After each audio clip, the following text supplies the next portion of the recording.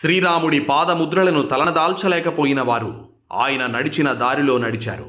చావోరేవో తేల్చుకునేందుకు సిద్ధపడ్డారు.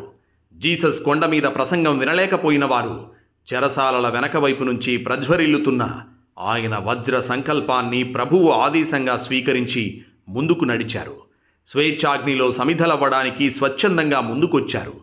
మహమ్మద్ ప్రవక్త ప్రసన్న రూపం కానలేని వారు ఆయనలో తమ ప్రతిరూపాన్ని దర్శించుకున్నారు. భగవద్గీత, బైబిల్, ఖురాన్ ప్రబోధించే జీన దార్శనికతను ప్రపంచం ముంగిట ఆవిష్కరించారు. ఆయనే జాతిపిత మహాత్మా గాంధీ. శాంతి పథగామిగా నేల మీదకొచ్చి బ్రిటిష్ బానిస సంకెళ్లలో మగ్గుతున్న భారత జాతిని నిద్రలేపాడు. శాంతి, అహింస, సత్యాగ్రహ మార్గంలో మ్లేచ్ఛ జాతిని సరిహద్దుల ఆవలి వరకు తరిమికొట్టాడు. స్వతంత్రం వచ్చి 8 దశాబ్దాలకు దగ్గరవుతున్న తరుణంలోనూ గాంధీ ఉన్నాడు. గాంధీ మార్గం ఉందన్న భరోసాతో ఇంకా భారతావనిలో ఈ మాత్రమైన శాంతి మిగిలింది. మళ్ళీ స్వతంత్ర దినోత్సవం రానే వచ్చింది. త్రివర్ణ పతాక రెపరెపలు, దేశభక్తి గీతాలు, అదొక సంబరం. ఆనాటి ఘటనలతో ఎలాంటి నేరుగా సంబంధం లేకపోయినా నేటి తరం కూడా ఆ వాతావరణానికి పులకరించిపోయే రోజుది. స్వతంత్ర పోరాటాల తీపి, చేదు గుర్తులు చెప్పే అనుభవజ్ఞులు నానాటికి తరిగిపోతున్నారు. స్వతంత్ర పోరాటాల తీపి గుర్తులపై చెరగని ముద్ర వేసిన ఒకే ఒక్కరు మోహన్ దాస్ కరమ్చంద్ గాంధీ. జాతిపితగా, మహాత్ముడిగా స్థిరమైన గుర్తింపు తెచ్చుకున్న ఆయన నేలకొరిగి దశాబ్దాల కాలం గడుస్తోంది. దేశానికి స్వాతంత్రం 1947 ఆగస్టు 15న వచ్చింది. 1948 జనవరి 30న మహాత్ముడు కరకు ఇనుప గుళ్లకు బలయ్యాడు. నిండు భారతావని స్వేచ్ఛా స్వాతంత్రాలు తెచ్చుకున్న 5.5 నెలలకే గాంధీ నేలకూలారు. స్వతంత్ర ఫలాలు రుచి చూడకుండానే మహాత్ముడు లోకం విడిచి వెళ్లారు. ఇన్నేళ్ల కాలంలో మహాత్ముడు మనకు దూరమైన నిత్యం మనతోనే మమేకమై ఉన్నారు. జాజ్వల్యమానంగా మనలో నిరంతరం స్ఫూర్తిని రగిలిస్తూ విక్రముడిగా అంతకంతకు పెరుగుతూనే ఉన్నారు. ఆయన ఆలోచనలు, ఆయన చూపిన మార్గం, చెప్పిన సందేశం ఇప్పటికీ మన కర్ణభేరిల్లో మార్మోగుతూనే ఉంది.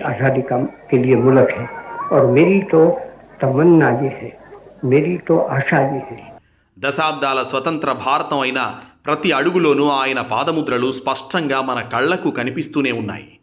నేను మీకు భౌతికంగా దూరమైన, మానసికంగా మీకు అందుబాటులో ఉన్నాను.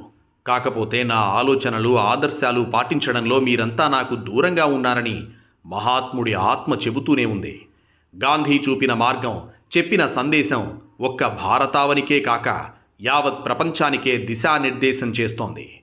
సమస్త ప్రపంచంలో ఈ మాత్రమైన శాంతి పరిఢవిల్లుతోందంటే అందుకు కారణం గాంధేయవాదం ఇంకా మనతోనే ఉందనే నమ్మకమే. అందుకే విశ్వ యవనికపై మహాత్ముడు నవ సంరక్షకుడిగా సాక్షాత్కరించారు. గాంధీ మార్గం పుడమి ఉన్నంత వరకు అనుసరణీయం. దాస్య భారతాన్ని స్వేచ్ఛాభారతం దిశగా నడిపిన గాంధీజీ యావత్ జాతికి నిత్య స్ఫూర్తి ప్రదాత. సహాయ నిరాకరణ, సత్యాగ్రహం, అహింస అనే ఆయుధాలతో 20వ శతాబ్ది రాజకీయాలను అత్యంత ప్రభావితం చేసిన మహనీయుడు మన మహాత్ముడు. దశాబ్దాల స్వతంత్ర భారతంలో ప్రతి ప్రధాని చెప్పే మొదటి మాట పరమత, పరకుల సహనం. ఎర్రకోటపై తొలిసారి మువ్వన్నెల జెండా ఎగరేసిన పండిట్ నెహ్రూ నుంచి నేటి ప్రధాని నరేంద్ర మోదీ వరకు అందరూ ఇదే మాటను ఉచ్చస్వరంతో నినదించిన వారే. ఏకత్వంలో భిన్నత్వం, భిన్నత్వంలో ఏకత్వం, అదే మా భారతం అని చెప్పుకునే ప్రతి మత విద్వేషాలను చూస్తూనే ఉన్నారు. కాషాయీకరణ అంటూ ఒకవైపు, మతాంతీకరణ అంటూ మరోవైపు వాద ప్రతివాదాలు కొనసాగుతూనే ఉన్నాయి. కుల, వర్గ, ప్రాంత, మతరహిత సమాజం కావాలన్న గాంధీ కల నినాదంగా మారిందే తప్ప వాస్తవ రూపం దాల్చలేదు. ఆధునిక భారతంలో గాంధీ ఇచ్చిన మరో బలమైన నినాదం అహింస. ఇది దశాబ్దాల తరబడి మన నాలుకలపై నాట్యం చేస్తోంది. ఇది వాస్తవంలోకి యావత్ దేశం అత్యంత శాంతిగా ఉంటుంది. ఓ మహాత్మా, ఆకలితో, లాఠీ దెబ్బలతో, సత్యాగ్రహాలతో, జైలు శిక్షలతో ప్రాణాలను పణంగా పెట్టి నువ్వు తెచ్చిన స్వతంత్రం నిస్సందేహంగా మాదే. స్వతంత్ర భారత స్వేచ్ఛా వాయువులు నువ్వు ఎక్కువ కాలం పీల్చలేకపోయినా మేం మాత్రం ఆనందంగా ఆస్వాదిస్తున్నాం.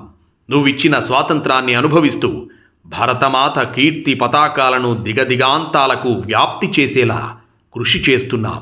మా గాలి, మా నేల, మా తిండి తింటూ సగర్వంగా తలెత్తుకుని శిఖరంలా నిలబడుతున్నాం. నువ్విచ్చిన ధైర్యంతో, స్ఫూర్తితో నింగిని, నీటిని జయిస్తున్నాం.